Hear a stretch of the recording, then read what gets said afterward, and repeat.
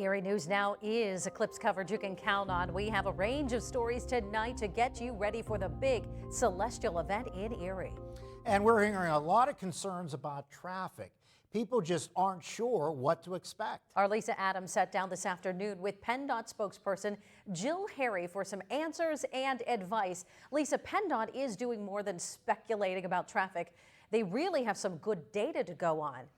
That's right, and that data comes from cities that were in the path of totality during the 2017 eclipse, and I guess you can see behind me 2 words from PennDOT: expect delays, but not right away, because one of the key things they learned is that the traffic ramps up the closer you get to eclipse time. But the real jams, they say, or slowdowns, happen when everyone who has come into the community to watch tries to leave all at once.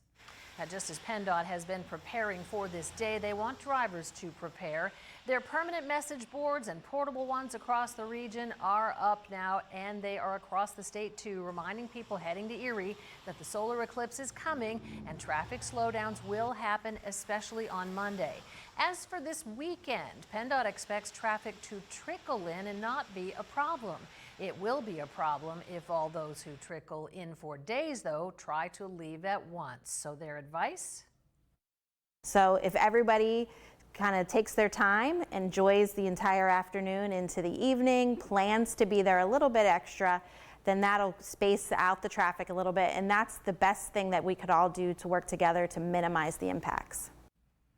Yeah, so don't head for your car as soon as totality is over. Another big concern for PennDOT is that drivers on the interstate or even secondary roads will just stop where they are to look up at the eclipse and pull over, and that is dangerous, and they warn you not to do it.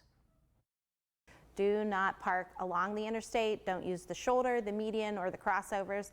Those are just not safe places. Plus, we need those areas for emergency vehicles should there be an unfortunate incident while we're having all of this traffic. So we need people to find a safe location, and that's, parking in a parking lot or a designated parking area, not creating your own parking area along a roadway.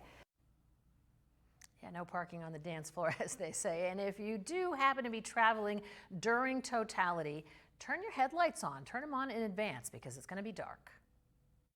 People might not be thinking about it that way, that it is going to be like approaching dusk. So you need to have your headlights on. Don't rely on your daytime running lights, because when totality hits, it's going to be like nighttime, even though it's in the middle of the day. So we want people to turn their headlights on early.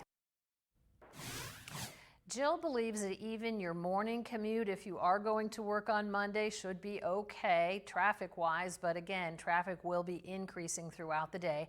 They do have special information on the PA 511 app, a whole page devoted to this, to let you know where the jams and slowdowns may develop. She recommends that you have a backup to the backup plan on where you plan to be watching that eclipse. And we'll have more tips for you coming up at 6 o'clock. Live in the studio, Lisa Adams, Erie News Now.